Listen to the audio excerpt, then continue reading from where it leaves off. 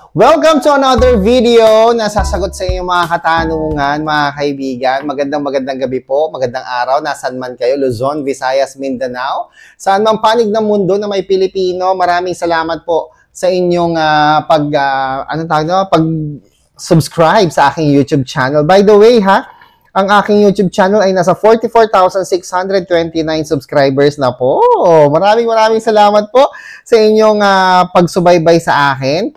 Ito nais kong i-shout out, no? Mag-shout out muna tayo bago tayo tungo sa ating mga katanungan. Si Rosalie Bayawa. Hello sa iyo, Rosalie Bayawa. Nagtatanong siya dito, sir, pa-convert SPay later, saan po kayo pwedeng kontakin? Okay, magkano ba yung ipapa-convert mo? Tapos, shout out din kay Juan Andres 3503. Shout out sa iyo. Magpapa-convert din to. At sabi naman ni Lani Maniego 211, Sir, bakit nga po ganon? May nag-message G-loan, wala naman akong niloan, di ko nga alam yan. At saka wala naman pumapasok sa GCash ko, pero kanina, nawala laman ng GCash ko na 220 pesos. Nako, Lani Maniego 211. Hay, Lani, maaring may gumamit ng GCash mo. Maaring na-share mo yung PIN o definitely, kung wala ka ni loan, wala kang dapat bayaran. Pero kung meron kang amount due, ganito ang masasuggest ko sa'yo. Kailan yung amount due mo na yun? I-open mo muna yung G-Loan dashboard. Ang hirap kasi. Hindi natin alam, di ba? So, paano nga ba natin ito maayos? Sana alam mo, ito na lang, ganito na Lani. Open mo yung GCash mo. Pag na-open mo yung GCash mo, pumunta ka doon sa may G-Loan dashboard. No? Doon sa may borrow section. Doon sa may taas. Borrow, tapos, pag click mo ng borrow, lalabas doon yung G-Gives, G-Loan, at kung ano pang meron doon. Pindutin mo yung G-Loan. Pag pinilit mo yung G-Loan, makikita mo na dyan yung amount due mo. Tapos, dun sa dashboard, makikita mo kung anong date yung amount due mo. Okay? Kasi, pag nalaman mo yung date ng amount due mo, yun din yung... alis ka, nagsasalita ako eh. Yun din yung date kung kailan siya nag-loan. Okay? Matutulungan kita dito. Yun din yung date na nag-loan siya. For example, ngayon po ay June 28. So, kung ngayon yung due date niya, June 28, pang ilang due na yan? First due ba? Second due? Third due? So, magbilang ka lang ng months pa atras. Halimbawa, first due date niya ngayong June 28. Ibig sabihin, nung May 28 siya, nag-loan. Okay? Halimbawa naman, 2 months ago, o kaya second loan amount due niya na ito. Kung second G-loan amount due niya na ito, ibig sabihin, June 28, magbilang ka ng 2 months pa atras, June, May, April 28 siya, nag-loan. Okay, so, paano gagawin natin? Puntahan mo ngayon yung date na kung kailan siya nag-loan sa transaction history. Okay? Sa transaction history, puntahan mo yung date na yan.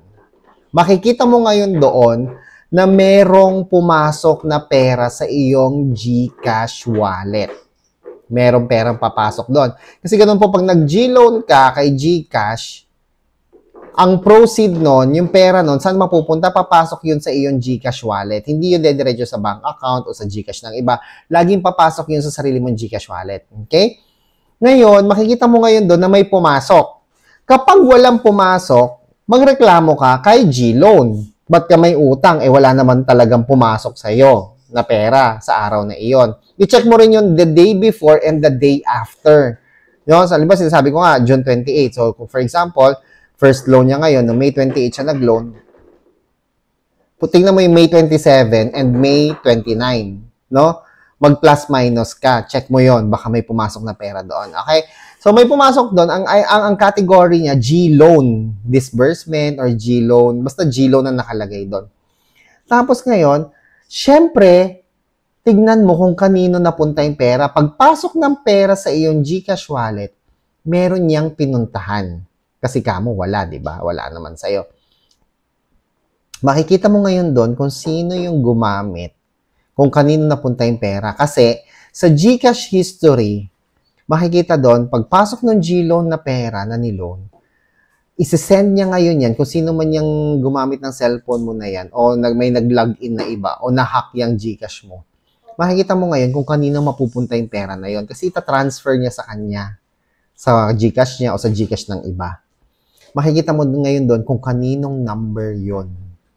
Oo, kasi pag nagka-transfer ka ng pera, send money, di ba, no? Marirecord doon sa GCash transaction history kung kaninong number na send yung pera. Kung kaninong GCash account na send yung pera. Kung hindi man GCash number, bank account number o ano, doon makikita mo yon. Okay? Ngayon, kung wala talaga, magreklamo ka kay GCash. No? Nasabi mo sa kanya, wala ka naman nilo-loan. Ba't ka nagka-loan na ganyan? Pumunta ka sa Gmail mo. Sa Gmail mo, i-search mo doon G-loan. Kasi doon mo makikita yung disbursement, G-loan disbursement, no? So, marami ng paraan, Lani, kung paano mo matitrace para ma-confirm mo kung may na-loan ka ba talaga o may gumamit na iba ng iyong cellphone. Kasi, sabihin natin, oo, wala ka talaga ni-loan, hindi mo talaga ginamit yung pera. Or hindi ka talaga nag-loan at all. Hindi sapat yun, sabihin mo lang kay GCash na, wala ako ni-loan, hindi ako nag-loan, hindi ko nga alam yan.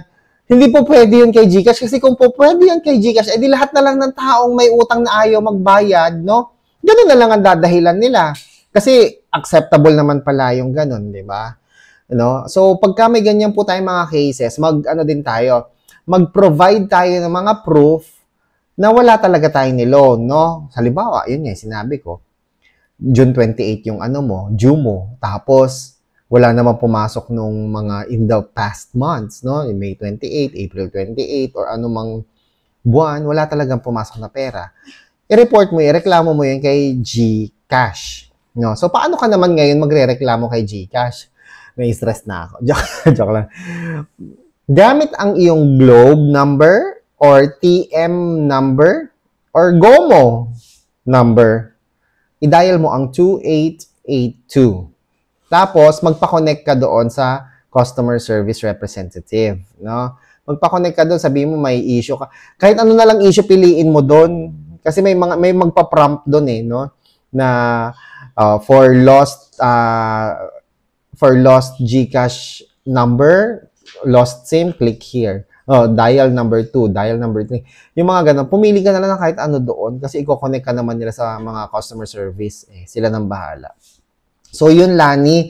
No, sana maayos na tong itong GCash mo, G-loan mo. Kasi I'm sure, kung ito ay na-loan talaga, tas walang pumasok sa'yo, ipapadala ni GCash sa'yo yung pera. I-resend niya yun sa'yo. Pero, kung nag-G-loan ka talaga, kung may nag-G-loan na iba, makikita mo rin kung saan napunta yung pera. Okay? So, yun lang. Kung nahirapan ka, ulitin mo ulit yung part na to ng video, no? I-back mo, no? Para ibalik mo ulit para masundan mo yung instruction. Okay? Ako po si Chico. Enjoy the rest of the day and God bless po. Bye-bye. Bye. Uy guys ilan na yung subscribers natin? 44,629. Ba't di nyo pa gawin 45,000? Ito naman. Mag-subscribe naman kayo, guys. Bekenemen, no? Sabi mo, Bekenemen.